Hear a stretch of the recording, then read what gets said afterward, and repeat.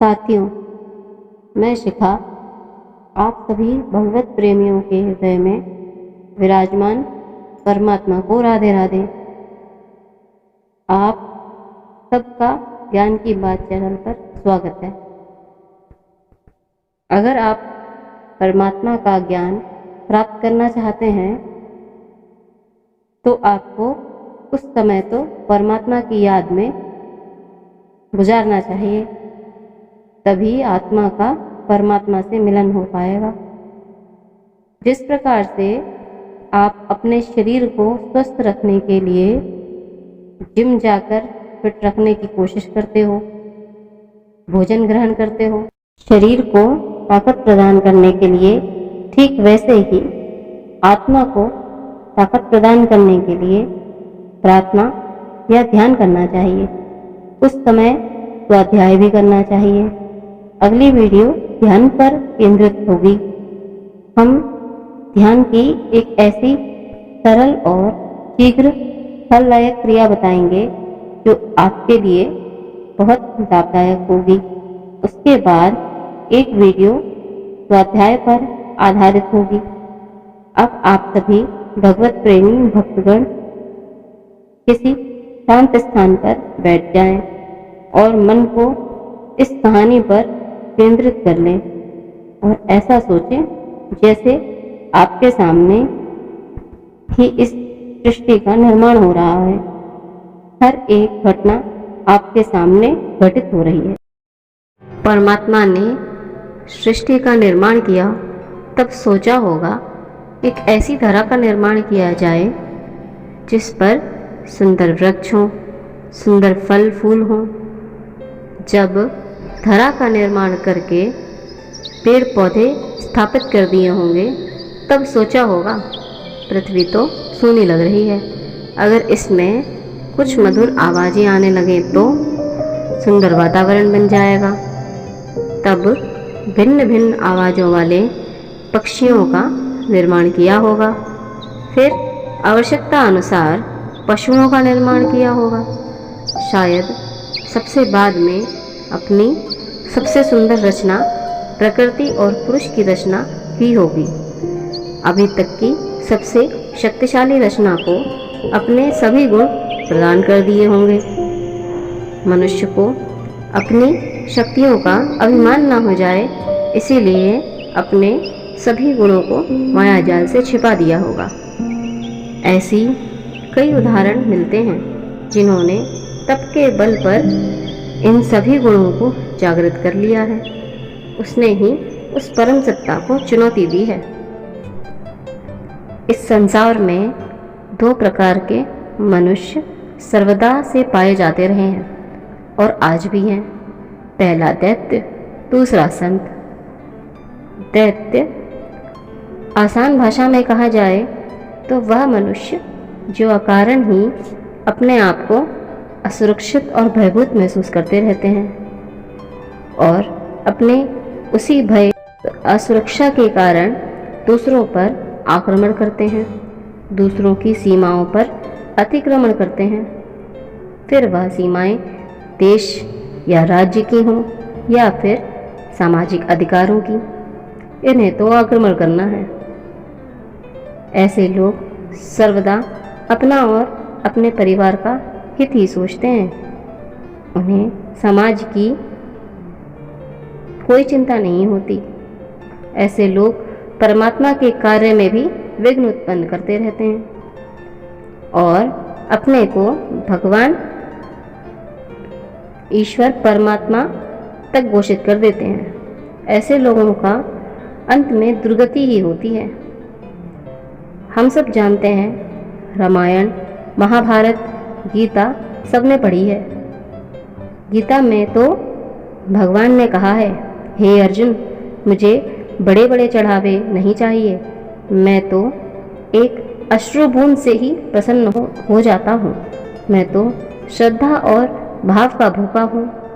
भक्त जब मुझे श्रद्धा से अश्रु बूंद भी भेंट करते हैं तो भक्त से ज़्यादा श्रद्धा से उसे मैं ग्रहण करता हूँ। पर अहंकारवश मनुष्य परमात्मा से दूर हो जाता है।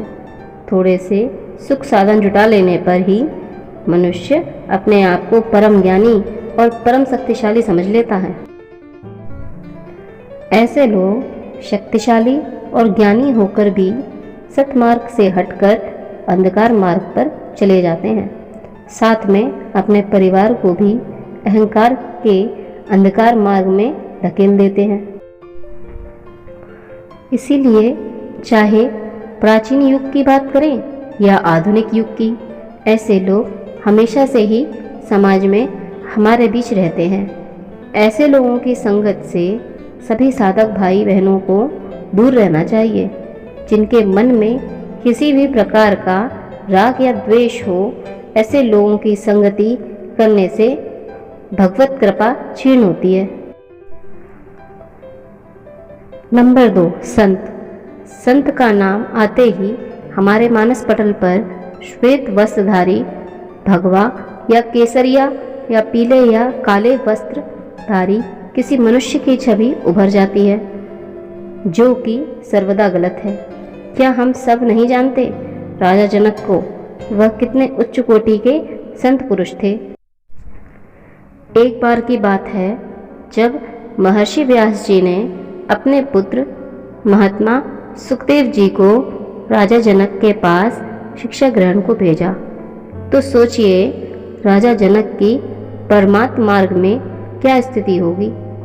जो एक महर्षि अपने पुत्र को राजा के पास शिक्षा ग्रहण करने को भेज रहे हैं। महात्मा सुखदेव जी ने जब राजा जनक के पास पहुँचे, तब राजा जनक अपनी रानियों के साथ तालाब में स्नान कर रहे थे।